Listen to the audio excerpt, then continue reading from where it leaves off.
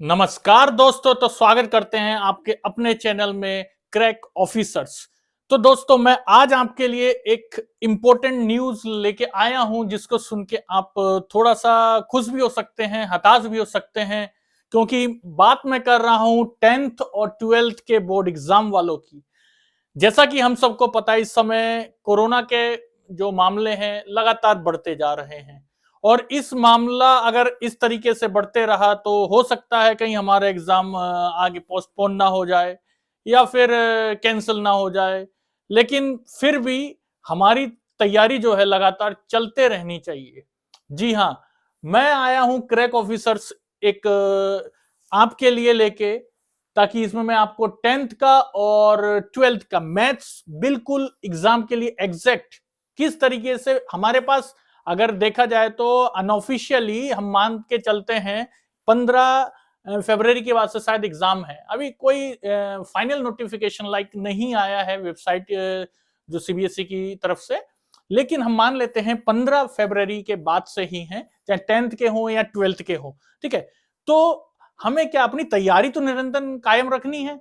तो उसके लिए मैं आपके लिए बस ये मार्क्स डिस्ट्रीब्यूशन लाया हूं, किस तरीके से करना है हमें वो थोड़ा सा मैं आज आपको समझाता हूं। लेकिन हमारा जो एक्चुअल में बैच है वो 1 जनवरी 2023 से, मतलब इसी जनवरी से चलने वाला है, जो कि एक महीने में मैं ये एक्चुअल में क्या है, एक रिवीजन कोर्स का बैच है।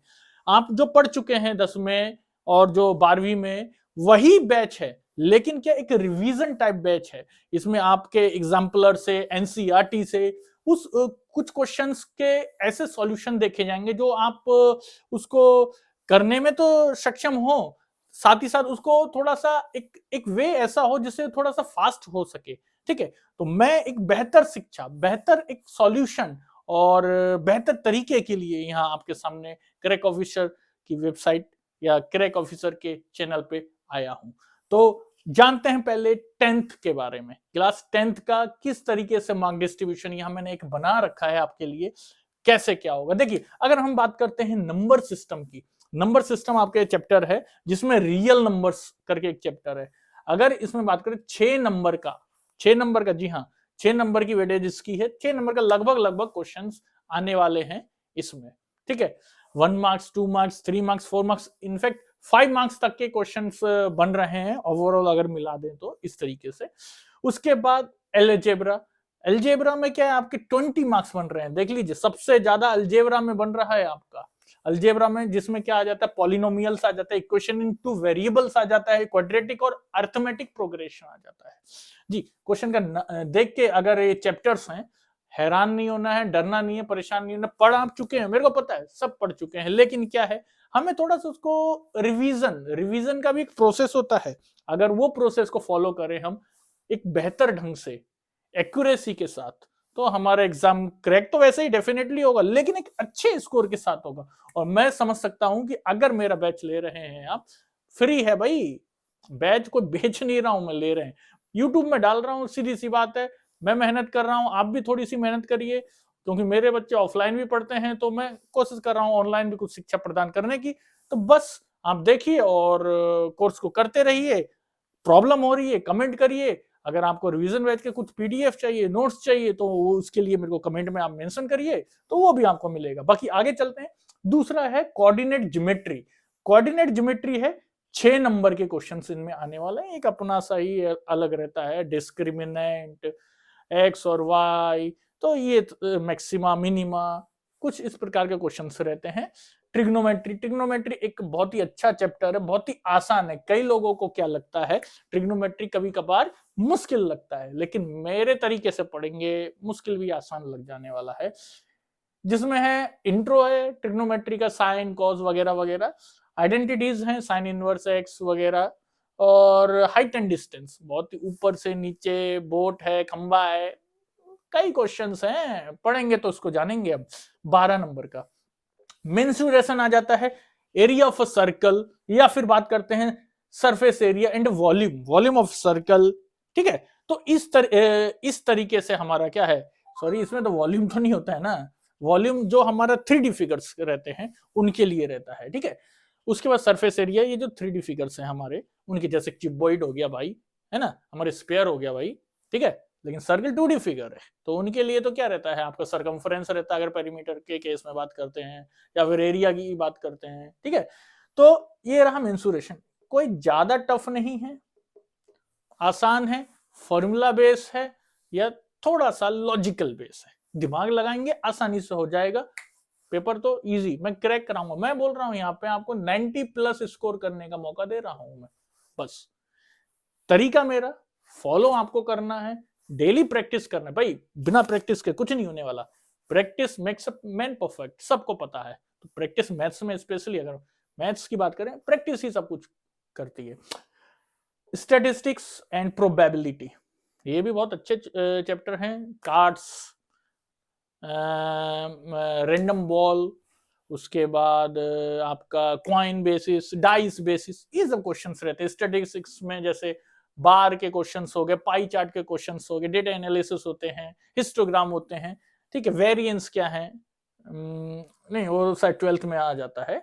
इसमें जो नॉर्मल क्वेश्चंस हैं वो हमारे रहते हैं। फिर बात करते हैं ज्योमेट्री, ज्योमेट्री में 15, इसकी वेटेज भी बहुत है। देखिए ट्रायंगल्स और सर्कल्स के बारे में, क्या इनकी प्रॉपर्टीज है, क्या इनमें सिमिलैरिटीज हैं, ठीक है, कन्वर्जेंस हैं, कई चीजें हैं, वो हम इसको विस्तृत रूप से पढ़ेंगे जब हमारा 1 तारीख से बैच लगेगा, ठीक है।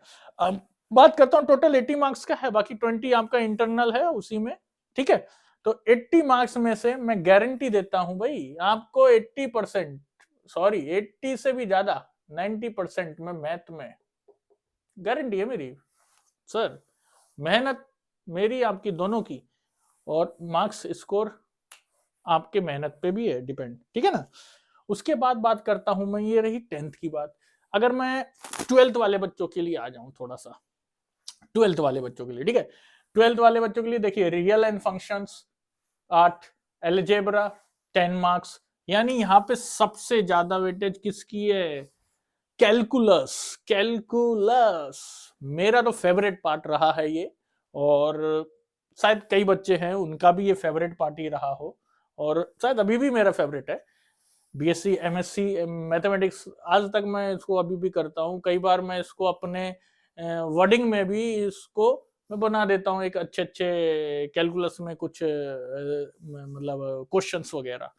सो वेक्टर्स 3D 14, उसके बाद लीनियर प्रोग्रामिंग, एक क्वेश्चन आना ही आना है लीनियर प्रोग्रामिंग से, 5 नंबर का, बहुत ही आसान सा रहता है। बस क्या है उसमें, हमें पढ़ने का मेथड आना चाहिए भाई। पढ़ते सब हैं, लेकिन उस क्वेश्चन में कह क्या रहा है, एक एक वर्ड हमें एक्यूरेसी के साथ पढ़ना है, तो वो क्वेश्चन इजी, सबसे आसान यही रहता है, ठीक है ना। फिर प्रोबेबिलिटी, ठीक है, प्रोबेबिलिटी भी बहुत आसान है, favourable outcome, total outcome, dice वगैरह वगैरह, ठीक है। 80 मार्क्स का ये भी रहेगा। ये तो रही हमारे कोर्स की बात, जो कि इस तरीके से वेटेज 10th में या फिर 12th में, ठीक है ना। तो इस तरीके से रहेगा, लेकिन मेरा जो प्रोसेस रहेगा पढ़ाने का, 1 जनवरी 2023 से मैं रेगुलर 10th और 12th की क्लास लगाने जा रहा हूं, डेली डालूंगा मैं। ऐसा नहीं है कि गैप, बहुत मुश्किल हुआ कभी मेरे को जाना पड़ गया तो उस केस में मैं सोचूंगा, बाकी अदरवाइज कोशिश यही रहेगी, क्योंकि हमारे पास सिर्फ 1 महीना है, इसलिए मैं पूरी अपनी जी जान लगा दूंगा, जिससे आपको भी भैया मेहनत पूरी करनी है। और दूसरा बात, मैं एक और चीज बता दूं, हाँ, मैं कोरोना का यहाँ पे मैंने एक लिखा भी है, पोस्टपोन होना या ना होना, दैट डिपेंड्स। अभी फिलहाल हाँ मान रहे हैं हम, केसेस बढ़ रहे हैं, इनफैक्ट 250 मिलियन से ज्यादा केसेस हमारे चाइना, हमारा तो नहीं है खैर, वहां चाइना में बढ़ चुके हैं, और इंडिया में भी कंटिन्यूअसली बढ़ रहा है केस। लेकिन इसका ये मतलब नहीं है कि सीबीएसई इस समय डेट रिलीज नहीं कर रही है तो कि पोस्टपोन हो जाएंगे या आपके कैंसिल हो जाएंगे।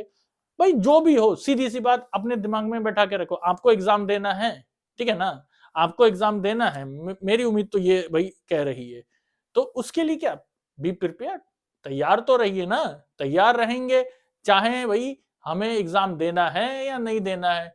अगर तैयार एग्जाम मानते होता है तो भाई पास, अगर नहीं भी होता है at least we gain some knowledge, और उसके बाद एग्जाम अगर ऐसे भी पास कर देता, आगे के एग्जाम के लिए हमें बहुत फायदेमंद रहेगा ना भाई, जरूरी है।